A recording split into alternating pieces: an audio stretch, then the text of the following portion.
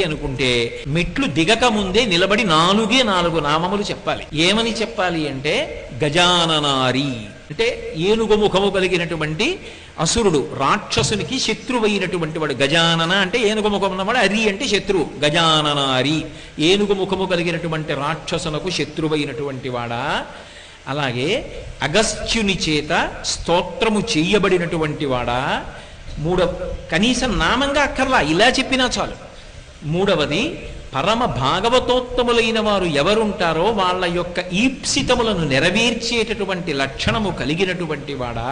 ఈ 3 నామములు చెప్తూ ఆయన యొక్క రూపం గురించి, ఆయన వచ్చిన ప్రదేశం గురించి చెప్పేటప్పుడు పాతాళ వివర స్థాననే నమః, పాతాళ వివరమునందు లేదా భూవివర స్థాననే నమః, భూవివర నివాసాయ నమః. భూవివరము అంటే లోపలికి వెళ్ళినప్పుడు ఉండేటటువంటి ప్రాంతం, అక్కడ ఉన్నవాడ.